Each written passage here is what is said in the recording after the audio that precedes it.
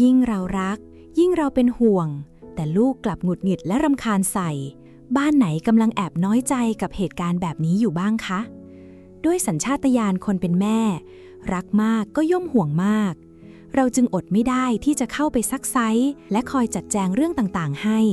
เพราะลึกๆแล้วเรากลัวลูกจะก้าวพลาดและไม่อยากให้เขาต้องลำบากแต่คุณแม่คะบางทีความห่วงที่ล้นเกินอาจเปลี่ยนเป็นการก้าวก่ายที่ทำให้เขารู้สึกกดดันจนลูกคิดไปว่าเรากำลังคอยจับผิดผลลัพธ์ก็คือยิ่งห่วงลูกก็ยิ่งหนีจนเกิดเป็นช่องว่างในครอบครัวซึ่งเปลี่ยนจากความปรารถนาดีของแม่ให้กลายเป็นความอึดอัดใจไปอย่างน่าเสียดายเลยค่ะสวัสดีค่ะคุณแม่ทุกท่านยินดีต้อนรับกลับสู่รายการล้มแม่ไม่ได้ร็อกกับแก้วแม่แก้วค่ะคุณแม่คะพอลูกเริ่มโตและเริ่มมีโลกเป็นของตัวเองคำถามสำคัญที่ตามมาก็คือแล้วเราควรจะจัดการกับความห่วงใยนี้ยังไงดีเพื่อไม่ให้เผลอไปล้ำเส้นจนกลายเป็นการผลักลูกให้ยิ่งถอยห่างจากเราออกไปวันนี้แม่แก้วเลยรวบรวม4พฤติกรรมหวังดีที่เกิดจากความห่วงมากเกินไปมาฝากกันค่ะ4พฤติกรรมนี้จะมีอะไรบ้างเราไปฟังพร้อมๆกันเลยนะคะพฤติกรรมหวังดีข้อที่1การเผลอทำตัวเป็นผู้จัดการส่วนตัวคอยตามอัปเดตทุกความเคลื่อนไหวคุณแม่คะการที่เราถามลูกว่าวันนี้ไปไหนไปกับใครจะกลับกี่โมงมันเป็นเรื่องปกติธรรมดาของคนเป็นแม่มากๆเลยนะคะเพราะนี่คือความห่วงใยพื้นฐานที่คนในครอบครัวพึงมีให้กันแต่เส้นบางๆที่เปลี่ยนความห่วงใยปกติให้กลายเป็นความห่วงที่มากเกินไปนั้นมันคือความถี่ในการถามและการตามประกบเขาทุกฝีก้าวค่ะการที่เราคอยส่งข้อความถามเรื่อยๆซ้ำๆถึงหรือยังทำไมยังไม่ถึงจะออกจากตรงนั้นตอนไหนในมุมของแม่เราทำเพราะอยากมั่นใจว่าเขาปลอดภัยแต่สำหรับลูกเขาจะแปลความหมายว่าแม่ไม่ไว้ใจเขาการถูกตามติดทุกฝีก้าวแบบนี้เขาจะเริ่มสัมผัสได้ถึงความอึดอัดรู้สึกเหมือนตัวเองกำลังถูกจับผิดจนต้องเริ่มโกหกหรือหนีหน้าเพื่อตัดความรำคาญในทางหลักธรรมพระพุทธองค์ทรงสอนเรื่องกาลัญยุตาหรือการรู้จักกาลเวลาวิธีแสดงความรักต้องเปลี่ยนไปตามกาลเวลาค่ะตอนที่ลูกยังเล็กมันคือฤดูกาลแห่งการปกป้องแต่ตอนนี้ฤดูกาลนั้นได้ผ่านไปแล้วเรากำลังอยู่ในฤดูกาลแห่งการสนับสนุนหน้าที่ของเราไม่ใช่การตามประกบอีกต่อไปแต่คือการถอยออกมาเป็นผู้สนับสนุนหลักอย่างเป็นทางการคอยส่งกำลังใจและเชื่อมั่นในตัวเขาอยู่ห่างๆการเข้าใจการเปลี่ยนผ่านของฤดูกาลนี้จะช่วยให้เรายอมรับการเติบโตของลูกได้โดยที่เราไม่รู้สึกสูญเสียคุณค่าในตัวเองเลยค่ะวิธีปรับง่ายๆคือใช้สติเบรกตัวเองเอาไว้ถามครั้งเดียวแล้วจบมอบความไว้ใจให้เขาถอยออกมาเป็นกองเชียร์ที่น่ารักแค่นี้ลูกก็จะมีพื้นที่หายใจที่ปลอดโปร่งขึ้นแล้วค่ะพฤติกรรมหวังดีข้อที่2คือการแอบเข้าไปจัดห้องหรือทิ้งของใช้ของลูกโดยไม่ถามคุณแม่หลายท่านพอเห็นห้องลูกรกความคันไม้คันมือของคนเป็นแม่มันก็พุ่งปรี๊ดขึ้นมาเลยใช่ไหมคะด้วยความหวังดีและเจตนาที่บริสุทธิ์ใจเราอยากให้ลูกอยู่ในที่สะอาดอยากให้ห้องเขาเป็นระเบียบเลยเผลอถือวิสาสะเข้าไปจัดการเก็บให้หรือบางทีก็หยิบไปทิ้งแบบไม่ถามเขาสักคำโดยที่เราอาจลืมคิดไปว่าของชิ้นนั้นอาจมีความหมายทางใจสำหรับเขาสำหรับลูกห้องนอนคือพื้นที่ส่วนตัวค่ะการเข้าไปจัดแจงตามใจเรามันทำให้เขารู้สึกว่าแม่กำลังล้ำเส้นสิ่งที่จะมาช่วยปรับสมดุลในข้อนี้ได้คือหลักธรรมที่ชื่อว่ามัชฌิมาปฏิปทาหรือการเดินทางสายกลางค่ะคือการรักษาสมดุลระหว่างความห่วงใยของเรากับการให้เกียรติพื้นที่ของลูกเราต้องฝึกที่จะหลับตาลงข้างหนึ่งอนุญาตให้เขามีพื้นที่ส่วนตัวที่รกบ้างถ้าทนไม่ไหวอยากช่วยจริงๆให้เปลี่ยนจากการบุกเข้าไปทำเองเป็นการถามว่าแม่เห็นช่วงนี้งานลูกยุ่งมากเลยอยากให้แม่ช่วยเก็บห้องให้ไหม ถ้าเขาบอกว่าไม่เป็นไรเราก็แค่ยิ้มรับและเชื่อใจไม่เซ้าซี้ต่อค่ะการแสดงความรักที่พอดีแบบนี้จะทำให้ลูกรู้สึกว่าแม่ให้เกียรติและฟังเสียงของเขาจริงๆการยอมปล่อยให้เขาได้ทำเองแม้จะมีความผิดพลาดหรือช้าไปบ้างในสายตาเรา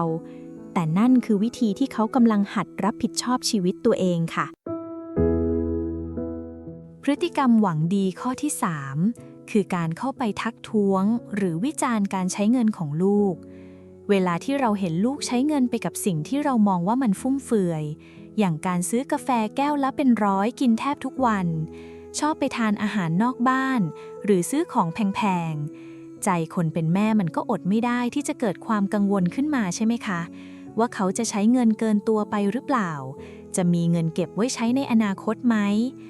สัญชาตญาณความเป็นแม่ก็มักจะทำให้เราเผลอบ่นออกไปบ่อยๆคอยเตือนให้เขาประหยัดการที่เราเผลอพูดประโยคแบบนี้ซ้ำๆย้ำๆด้วยความหวังดีเพราะเราหวังลึกๆว่าคำเตือนของแม่จะช่วยดึงสติให้เขาฉุกคิดขึ้นมาได้บ้างแต่คุณแม่คะ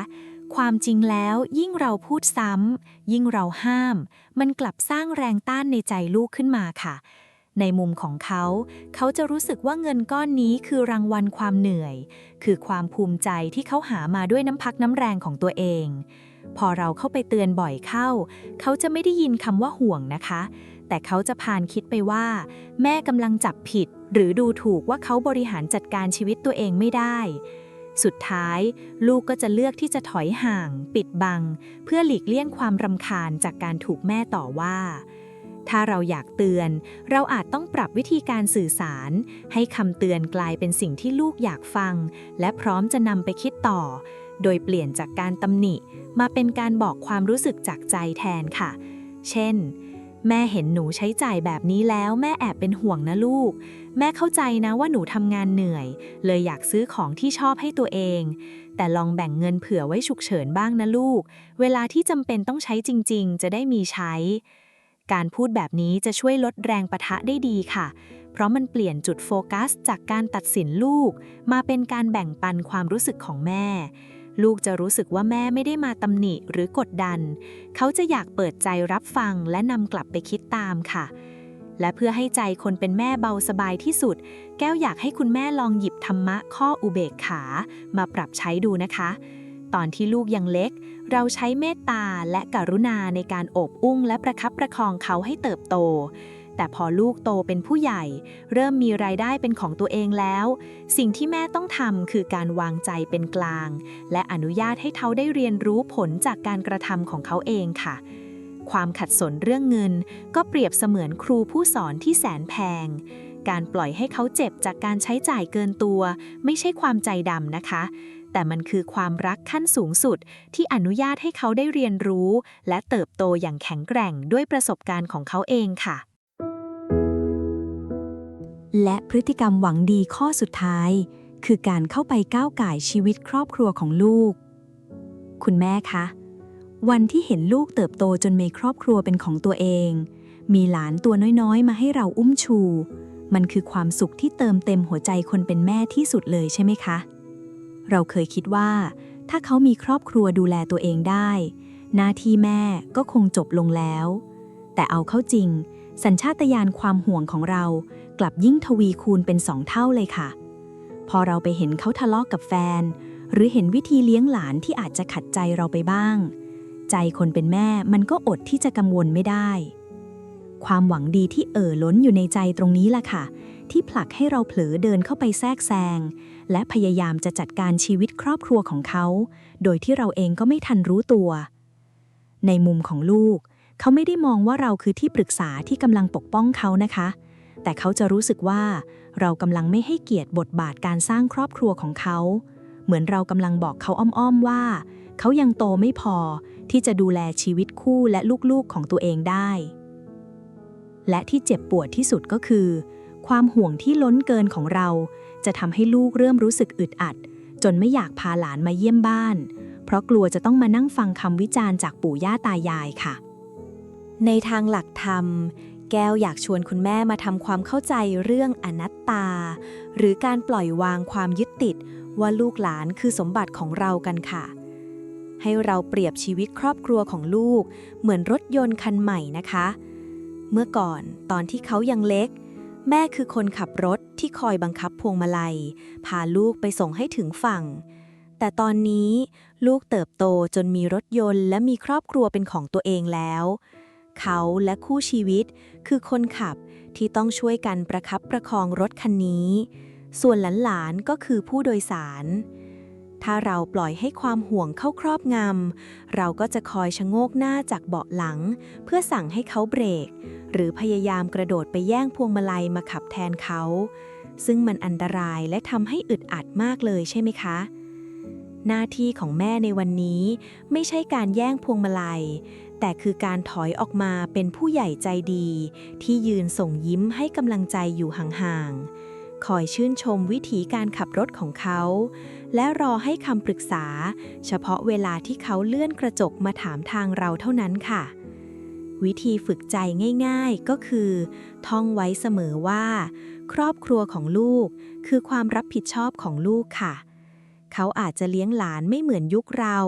เขาอาจจะมีวิธีแก้ปัญหาชีวิตคู่ที่ต่างออกไปหน้าที่ของแม่คือการดึงเบรกความห่วงของตัวเองเอาไว้เคารพในกติกาบ้านของเขาลดการวิจารณ์และเพิ่มความเข้าใจให้มากขึ้นถ้าเห็นเขาทำได้ดีก็เอ่ยชมให้เขาภูมิใจแต่ถ้าวันไหนเขาพลาดเราก็แค่เป็นพื้นที่ปลอดภัยบอกเขาว่าไม่ว่าหนูจะเจออะไรแม่เป็นกำลังใจให้ตรงนี้เสมอ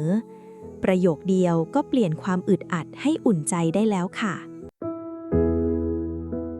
คุณแม่คะพฤติกรรมหวังดีทั้ง4ข้อนี้ล้วนมีจุดเริ่มต้นมาจากความรักที่ยิ่งใหญ่และความห่วงใยของคนเป็นแม่ทั้งนั้นเลยค่ะไม่มีแม่คนไหนที่อยากจะทำตัวน่ารำคาญในสายตาของลูกแต่เวลาที่ลูกเติบโตขึ้นวิธีแสดงความรักของเรา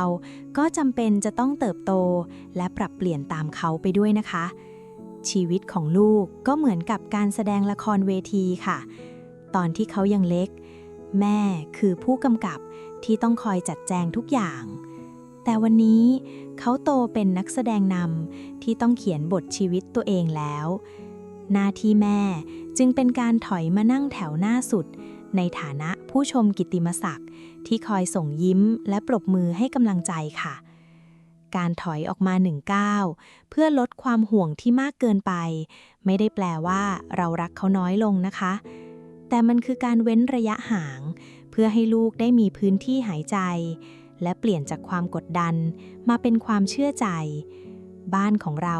ก็จะกลับมาเป็นพื้นที่ปลอดภัยที่กว้างขวางและอบอุ่นที่สุดค่ะ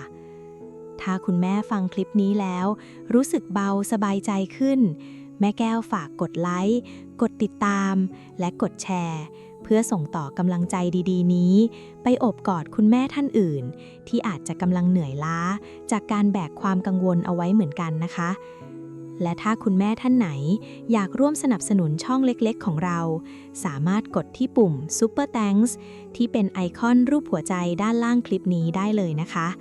แม่แก้วขอขอบพระคุณทุกๆการสนับสนุนจากหัวใจค่ะขอให้คุณแม่ทุกท่านมีความสุขกับการเฝ้ามองลูกเติบโตด้วยหัวใจที่เบาสบายและเป็นพื้นที่ปลอดภัยที่ลูกอยากกลับมาซบตักเสมอนะคะสำหรับวันนี้สวัสดีค่ะ